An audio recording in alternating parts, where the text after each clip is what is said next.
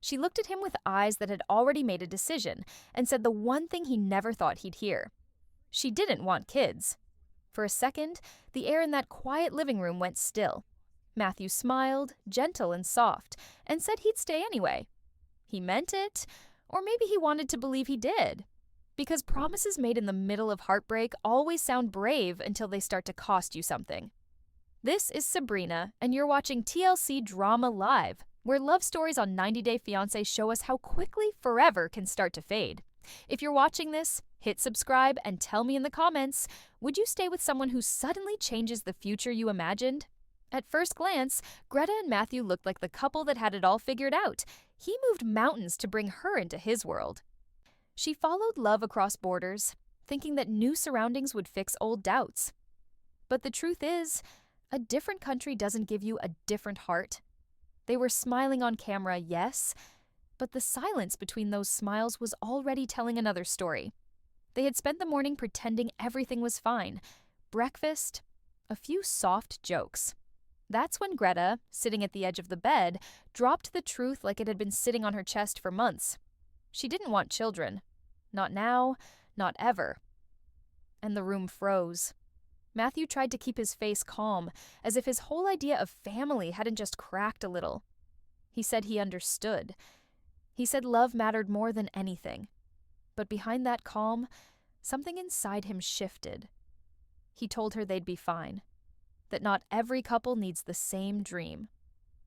He tried to convince himself that the right person could make you forget the things you once thought were essential, but Greta's eyes said something different. They were full of relief, the kind that comes only after hiding a truth for too long. They both thought they'd passed a test of love that day. He thought he'd proved how loyal he was. She thought honesty would bring them closer. But what neither realized was that this was the start of something slow, quiet, and unstoppable. When one person's dream changes, the other starts to live in the space between acceptance and resentment. Later, when the cameras followed them around the city, they laughed as if the confession hadn't happened, yet every moment carried a shadow, each laugh a little shorter, each pause a little longer. It's strange how love looks the same even when it's already slipping. Greta tried to fill her days with distractions, walking the markets, calling friends back home, convincing herself that choosing herself didn't make her selfish. Matthew buried his worry under chores, small gestures, and extra affection, like he could patch emotional distance with kindness. But that kind of love, the kind that starts to bend under its own promises, always leaves marks. Theirs were invisible for now, but it wouldn't stay that way. Because when you say you'll love someone no matter what, the no matter what has a way of showing up sooner than expected. And when it does, it demands proof. Matthew's voice was steady, but his hands told a different story. Every time he said, "It's okay," his fingers tightened, like he was trying to hold something that was already slipping away. On screen, it looked tender, him reassuring her, smiling through the sting. But behind that soft tone lived panic, the kind that hides in your chest when you realize the future you pictured together has quietly vanished. He told Greta he understood, that life doesn't have to follow a checklist, that happiness doesn't only come from children. The words were sweet, practiced, almost cinematic. Viewers watching might have thought, what a patient man. But patience sometimes sounds a lot like denial, because when you build your dreams around family and your partner says no, you don't lose a plan, you lose a version of yourself. Still, he didn't raise his voice. He didn't accuse. He didn't walk away. Instead, he played the part of the modern, open-minded husband who values choice over tradition. It's what people expect now, right? To be supportive, progressive, understanding, to nod and say, your body, your decision, even when inside you're grieving the kids you've already named in your mind. Greta, meanwhile, saw his calmness as proof that everything was fine, that maybe this honesty hadn't changed them at all. But she missed the way he looked at her when she turned away. The tiny flicker of fear in his eyes, the one that whispered, "What happens to us now?" In private, Matthew carried that worry like a secret. It wasn't about the children anymore. It was about the space her decision created between them. He started second-guessing his worth, wondering if she trusted him enough to talk sooner. His support became performance, not partnership. He told himself he was doing the right thing, but love that suppresses truth eventually starts to rot under the surface. There was also something else at play, the quiet tug of cultural expectation. In his world, settling down meant milestones, marriage, home, children, the rhythm everyone follows without thinking. For Greta, independence meant breaking that rhythm.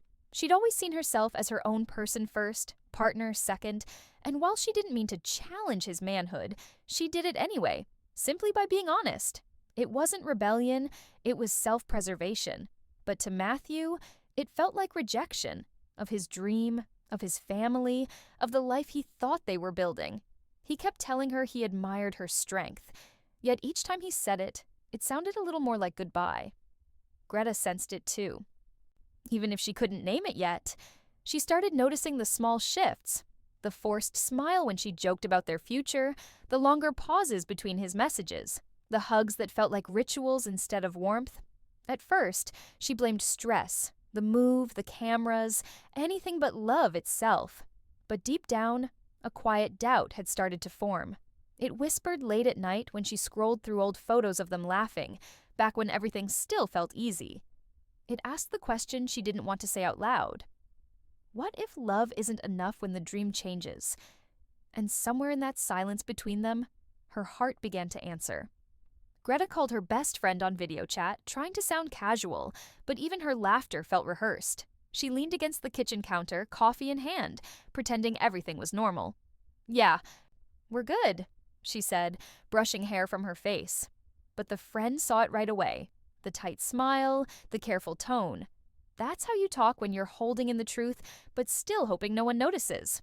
Her friend asked the simple question that always ruins the illusion. "Are you happy?" Greta hesitated. Then she did what people do when they don't want to lie, but can't handle the truth yet. She changed the subject. She joked about the pigs on the farm that bit her hand, about how French grocery stores hide the peanut butter, about how Matthew still can't say quinoa right. They laughed, but every laugh sounded like a small break in her voice. Humor was her shield. Guilt was her companion. When she finally exhaled, she admitted that something felt off. Not in a dramatic way, not like a breakup fight. It was quieter than that. "It's like living with someone I still care for, but don't feel connected to," she said. "We're nice to each other, but it's polite." The friend listened, nodding softly. Greta tried to explain it better. "He's so kind it hurts sometimes, like he's giving me everything, and I can't give it back." Since moving abroad, life had changed pace. Back home, they were playful, flirty, unpredictable. Long messages, inside jokes, late-night calls that felt like falling in love all over again. But here, surrounded by new walls and unfamiliar streets, that version of them had vanished. The excitement of new beginnings had faded into daily chores, grocery lists, and uncomfortable silence. Even when they touched, it felt like obligation, not desire. She'd hoped distance would make the heart grow fonder. Instead, it made the air between them heavier. They still went out together, smiling for the cameras, looking like a couple adapting well. But Greta's mind ran parallel to her performance. Every handhold was measured, every kiss slightly delayed. She'd become good at pretending. The audience saw stability. She felt emptiness. Something inside her whispered that she wasn't falling out of love all at once. It was happening piece by piece in the spaces no one sees. Her friend told her that relationships go through phases, that comfort isn't the enemy of passion. Greta nodded, wanting to believe it. But as she said goodbye and hung up, she caught her reflection on the laptop screen. The eyes looking back didn't belong to someone in love. They belonged to someone trying to remember what love used to feel like. Later that night, Matthew came home smiling, holding her favorite pastry, trying to recreate their old rituals. She thanked him, smiled, and sat beside him on the couch. But when his hand brushed hers, her body didn't respond. Not with disgust, not even indifference, just nothing. No electricity, no spark, and that scared her more than anger ever could. Because anger means you still care. Silence means you don't. There was a time when every vibration on Greta's phone made her heart race. Back then, Matthew's messages came like little sparks through the screen. The emojis, the late-night can't sleep without hearing your voice calls, the silly photos they exchanged. It all felt alive. Their chemistry wasn't perfect, but it was real. She used to wake up smiling at his good morning texts, reread his jokes until she laughed again, planned their future through tiny promises made between Wi-Fi connections. That version of them lived in her camera roll. Grainy screenshots of love that felt effortless. Now, those same words felt heavier. Matthew still texted her while running errands or waiting for coffee, but she'd read them, smile faintly, and put her phone down. The thrill had been replaced by familiarity. It wasn't that she stopped loving him, it was that the excitement had quietly transformed into routine. They'd stopped chasing each other. They'd started scheduling affection. And nothing kills romance faster than putting it on a calendar. She could sense Matthew trying to keep that early spark alive, repeating the gestures that used to work, bringing her breakfast, complimenting her hair, asking if she wanted to go out for wine. But his efforts carried the weight of someone who doesn't know what's gone missing. He smiled too easily, laughed too quickly, trying to convince them both that love was still there. The optimism was sweet, but it also made her ache. Because when one partner is still living in hope and the other is quietly grieving, the space between them becomes unbearable. She started noticing how often he filled the silence with small talk. How often she let him. They'd sit together watching shows they didn't care about, pretending it was bonding. They'd kiss goodnight because that's what couples do, not because either of them wanted to. Love had turned into muscle memory, something performed out of habit rather than hunger. What made it worse was that there was no villain here. No betrayal, no explosive fight, no secret affair, just two people slowly realizing they'd run out of emotional rhythm. It's the kind of heartbreak that doesn't get headlines because it's quiet. You wake up one day and realize the laughter stopped echoing, and you can't remember when it happened. Greta sometimes thought about their early days and wondered if they were truly in love or just in love with the idea of each other. It's easy to mistake chemistry for connection, especially when distance makes fantasy feel like fate. Now that they were living side by side, that fantasy had burned out under fluorescent lights and grocery bills. She didn't blame him. In fact, she felt guilty for wanting more than kindness. But kindness without connection feels like charity. He deserved someone who looked at him the way she used to, and she deserved a kind of love that didn't feel like patience being tested. One night, while they were having dinner, Matthew smiled and asked if she was happy. She nodded automatically, but inside, the truth surfaced in a single thought she couldn't unhear. This wasn't a great relationship anymore. It was fine, and fine, when spoken out loud, sounds like the most painful word in the world. The kitchen smelled warm, almost too warm, like comfort trying to disguise grief. Greta moved around slowly, chopping onions with care, the knife hitting the cutting board in an uneven rhythm. Every sound in that small apartment felt amplified. The hum of the fridge, the slow boil of water, the sound of her own breathing. She was making a vegan shepherd's pie, something Matthew loved, something safe. It wasn't a special dinner, not officially, but she knew deep inside it would be their last one as a couple. She paused to wipe her hands, but her fingers wouldn't stop trembling. The mixing bowl clattered against the counter. She laughed under her breath, as if the noise could drown out the feeling building in her chest. Cooking had always been her way of keeping calm, of creating a little order in the chaos. But tonight, every ingredient reminded her of the life they built together, one she was about to break apart. The potatoes were too salty. The oven timer beeped too soon.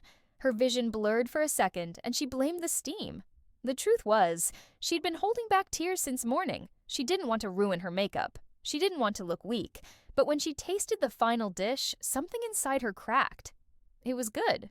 Perfect even, but it didn't taste like home. It tasted like the end of something. She set the table neatly, like she always did. Forks lined up, candles unlit, plates waiting for stories that wouldn't be told. Outside, the city lights flickered against the window. People were out laughing, clinking glasses, celebrating. Meanwhile, she was preparing a farewell disguised as dinner. Every step she took felt rehearsed, as if her body already knew what her heart refused to say. When she heard Matthew's footsteps in the hallway, her chest tightened. He called her name, cheerful, unaware. She wanted to answer, but her throat betrayed her. She wiped her eyes quickly, forcing a smile that felt foreign. He appeared at the doorway holding flowers, a small bouquet he picked up on the way home. "For you," he said, with that same gentle tone that used to make her melt. She took them, hands shaking slightly, thanked him, and turned back toward the counter. He didn't notice how her shoulders tensed or how her breathing hitched. To him, this was another quiet evening together, another homemade meal from the woman he loved. He talked about work, the neighbors, how the dog downstairs wouldn't stop barking. His words floated through the room, light and ordinary. Greta nodded, smiled at the right moments, but her eyes kept glancing at the clock, not because she was bored, but because she was counting down. She knew this dinner would be the last time they'd pretend everything was fine. As the pie baked, the smell filled the room, rich and familiar. It should have felt comforting, but it didn't. It felt like a goodbye wearing a disguise. When the timer rang, she jumped a little, wiping her face quickly before turning off the oven. The sound echoed through the silence like a bell signaling the end of something sacred. She placed the pie on the table, hands trembling again, and finally looked at him. The words sat heavy in her throat, too big to say. She managed a small, broken smile, and in that moment, one tear slipped down her cheek. She turned away before he could see it, pretending to adjust the napkins, but her body gave her away. Shoulders shaking, breath uneven, tears finally falling into the food she made to say farewell. When Matthew stepped forward to help, she froze. The sound of his voice hit her like a wave. The room blurred again, and for the first time, she stopped trying to hold it in. She broke down quietly, her face buried in her hands, her sobs soft enough to blend with the noise of the oven cooling behind her. He didn't know yet, but she did. This dinner wasn't about feeding him. It was about finding the courage to let him go. The sound of her crying pulled Matthew's attention like a thread. He turned from the table, unsure whether to speak or stay silent. For a moment, he thought maybe something burned. Maybe she'd cut her hand. But then she looked up, her face wet, eyes red, and the truth was obvious. Something had broken, and it wasn't the dinner. He stepped closer, cautious, like a man approaching a fragile thing. "Hey," he said softly, "what's wrong?" The way he asked it made her ache even more. Because how do you explain that the problem isn't something you can fix with an apology or a hug? How do you tell someone who's done everything right that love still slipped away? She tried to breathe through it, but her voice shook. "I don't even know where to start," she said, clutching a napkin like it was the only thing keeping her steady. Matthew knelt beside her, reaching for her hand. "We'll figure it out," he said quickly, his voice filled with a hope that made the room feel heavier. "Whatever it is, we'll fix it." That word, fix, was what broke her, because it meant he still thought this was a problem, not an ending. She pulled her hand back gently and shook her head. "It's not something you can fix," she whispered. "It's me. It's how I feel." Matthew's brow furrowed, confusion setting in. "You're upset about earlier? About the move? About the kids thing?" His words came in pieces, like he was searching for a reason big enough to explain this moment. But Greta's silence told him everything. She wasn't angry, she wasn't reacting. She was done. The seconds stretched. The air felt tight. He glanced at the untouched food, at the candles she never lit, and suddenly the whole dinner made sense. It wasn't a meal. It was a goodbye wrapped in mashed potatoes and comfort. He sat back slowly, his chest sinking. "So what are you saying?" His voice cracked mid-sentence, low and raw. Greta met his eyes then, the way people do when they can't hide anymore. "I don't think I love you anymore." The words hung there, heavy and final, cutting through the stillness like glass. Matthew froze. For a second, he didn't even breathe. Then came the smallest nod, as if his body accepted what his mind refused to. He swallowed hard, eyes glistening. "You don't mean that," he said quietly. "You're tired, that's all. We've been stressed." But Greta's tears didn't stop. "I've been trying to make it work," she said. "I keep hoping that if I stay patient, it'll come back, the way we used to be, but it hasn't. I don't feel it anymore." Matthew looked down, blinking fast, trying to steady his voice. "I thought we were okay. You still smile at me. You still cook. You still—" He stopped, realizing those things weren't love, they were habits. The realization hit him so hard he almost laughed, but the sound died in his throat. The silence that followed was worse than shouting. They both sat there, surrounded by the smell of food neither could eat, the sound of tears filling the spaces where their future used to be. He leaned back in the chair, eyes fixed on the floor. "So that's it?" he asked, barely above a whisper. Greta nodded, unable to meet his gaze again. "I'm sorry," she said, and the way she said it told him she meant it, but also that she wasn't taking it back. He didn't argue, didn't plead. He just sat there, letting the weight of her honesty settle around them like dust. Love hadn't ended in flames or betrayal. It ended with quiet words and a half-eaten pie. And that kind of ending leaves a deeper scar because it feels so ordinary, so real, and so heartbreakingly human. Matthew didn't lash out. He didn't raise his voice or storm out of the room. That almost made it harder. His calm was painful, like watching someone drown quietly because they don't want to make a scene. He wiped his face with the back of his hand, forcing a small, shaky smile. "You don't have to be sorry," he said. "You can't control how you feel." Greta looked down, guilt tightening her throat. This was the kind of breakup that leaves both people bleeding from kindness. The air was full of everything unsaid. No insults, no anger, no grand gestures, just two hearts trying to let go without destroying each other. It was the gentlest form of heartbreak, and somehow that made it crueler. Matthew stood up, pacing a little, like movement could help him process what still didn't make sense. "Did I do something wrong?" he asked quietly. The question hung there like a test she didn't want to fail. "No," she whispered, "you didn't. That's the problem." He frowned, confused, hurt. "Then why are we breaking?" She hesitated, searching for words that could explain something invisible. "Because you deserve someone who feels what I used to feel," she said. "And I can't force it. I've tried." He exhaled, rubbing his hands over his face. "I don't want someone else," he murmured. "I want you." The way he said it was so sincere it almost pulled her back. Almost. That's the danger of kind breakups. They make you doubt your own pain. You see the person still fighting for you, still gentle, and you start to wonder if walking away makes you the villain. Greta felt it then, that tiny tug of guilt disguised as love. But guilt isn't love. It's love's echo. They sat in silence for a while, the kind that hums with exhaustion. Matthew finally spoke again, his voice low but steady. "I get it," he said. "You can't make yourself feel something you don't. But I also don't believe feelings disappear like that. Maybe they just get buried. Maybe we can find them again." Greta closed her eyes for a moment. That's what she'd feared he'd say. Because hope, in this case, was its own kind of heartbreak. When one person has already accepted the ending and the other still believes in a sequel, love turns into limbo. There's a strange comfort in holding on to something that's already gone. It gives you purpose, even when it hurts. She wanted to tell him not to wait, not to hold out for something that wouldn't return. But saying that would break him completely, and she didn't have the strength for cruelty dressed as honesty. So she nodded instead, softly, pretending to agree. He reached across the table, brushing his fingers against hers, the same way he used to after a fight. The touch was gentle, familiar, but it felt hollow now, like muscle memory pretending to be love.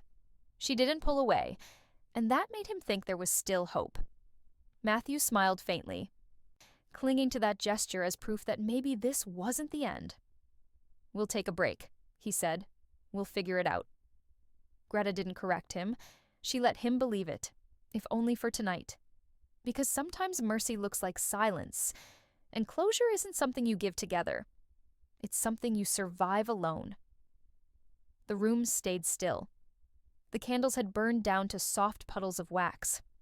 And in that dim light, they sat side by side, both knowing the truth but pretending it hadn't arrived yet.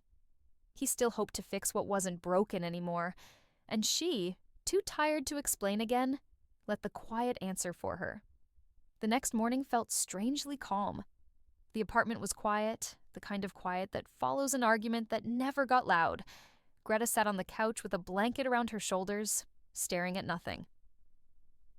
The sun poured through the blinds, soft and golden, but it felt like light in the wrong place. Matthew had left early, pretending he had errands, giving her space that both of them knew she needed. She replayed everything from the night before, every word, every look. The truth was, she didn't feel relief yet. She thought honesty would make her feel lighter, but instead, it left a hollow ache in her chest. Maybe that's what endings do. They don't free you immediately. They make you sit with the echo first. She wondered if love without passion was still love. Could two people care for each other deeply, but not want to touch anymore? Could kindness replace chemistry? She wanted to believe it could, but her heart didn't. The absence of desire had crept in so slowly that she almost didn't notice when it took over. The things that used to make her laugh now passed by quietly, like background noise. Outside, the city moved on. Cars, voices, the rhythm of daily life. But inside their home, time stretched like a film on pause. She looked toward the kitchen, where the leftovers from the vegan shepherd's pie still sat on the counter. The dish had gone cold overnight, the crust hardening at the edges.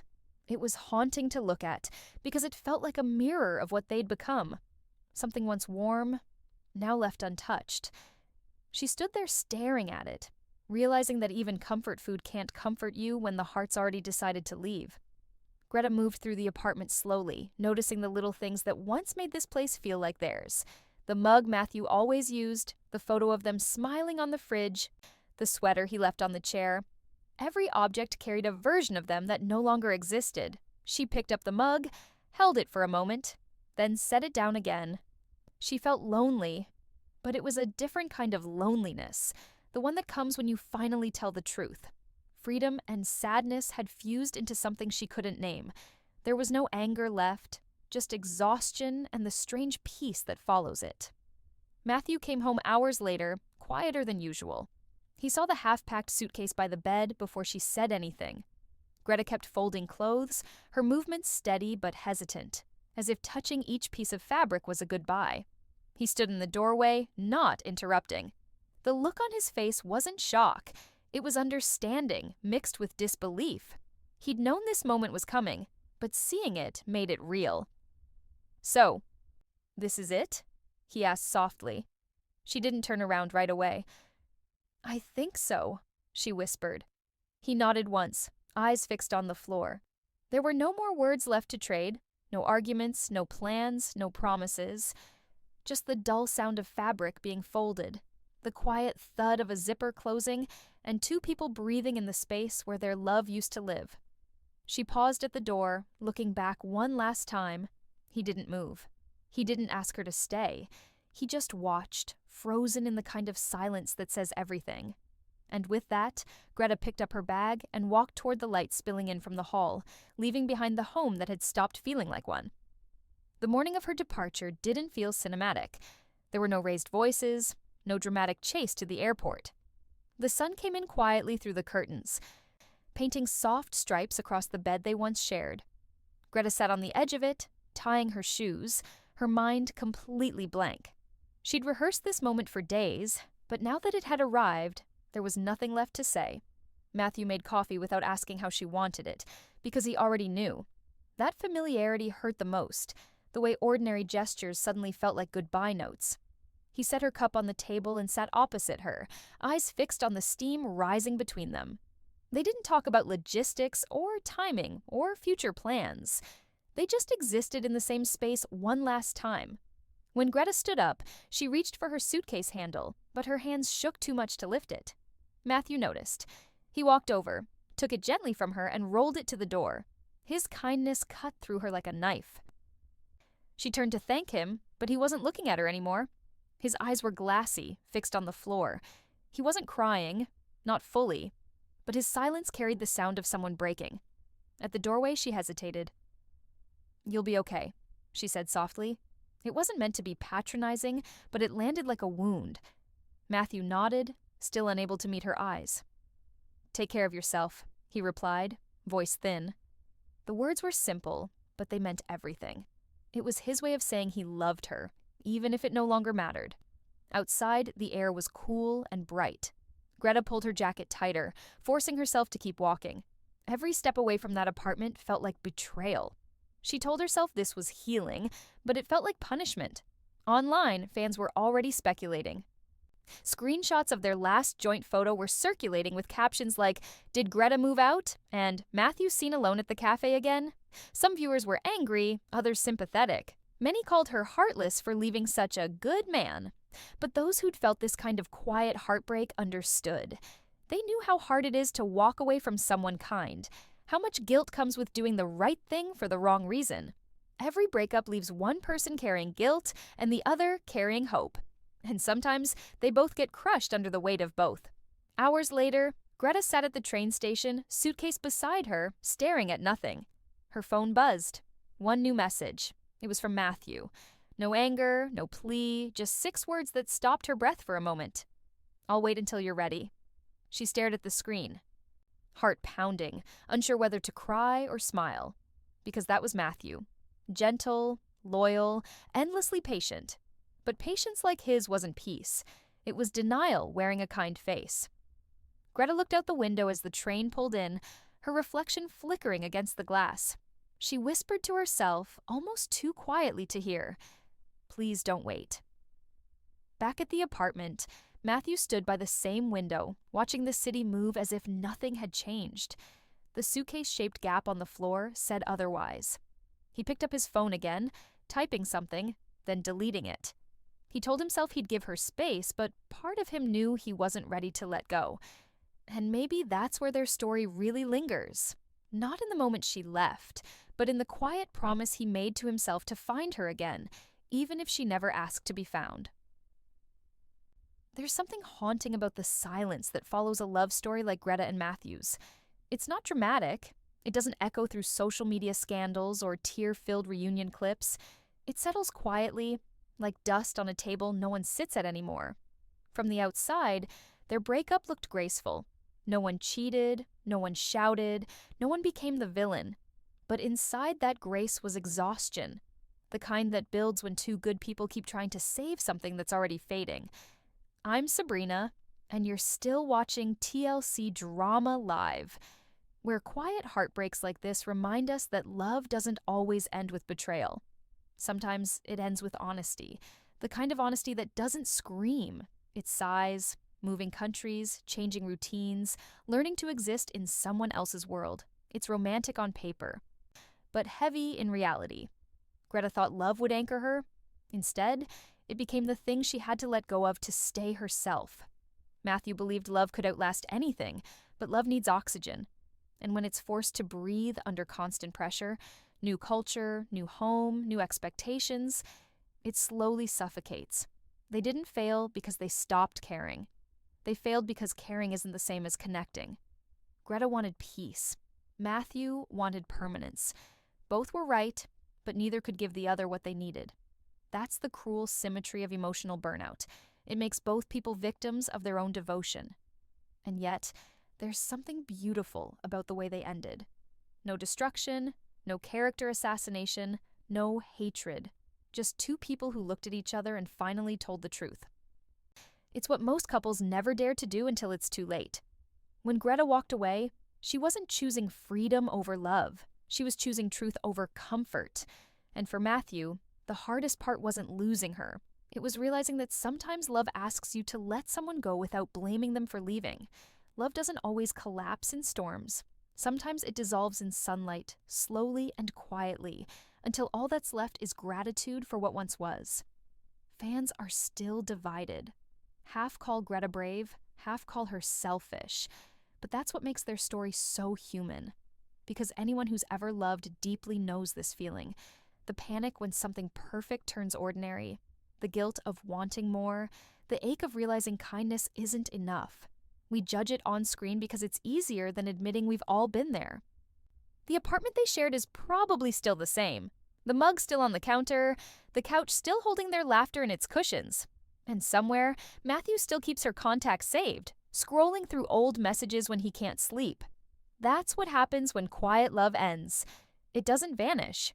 It lingers, living in memories, waiting for time to turn pain into acceptance. Maybe one day he'll meet her again. Maybe by then it won't hurt. Maybe by then they'll both be grateful that they ended things before resentment began. Until then, their story stands as a reminder that not every heartbreak is a failure. Some are an act of mercy. And as we close this chapter, another storm brews on the horizon. Because next week on TLC Drama Live, we're stepping into another couple's unraveling promise, where staying together might be the bigger heartbreak than letting go. Don't miss it, because sometimes the loudest endings come from the quietest loves.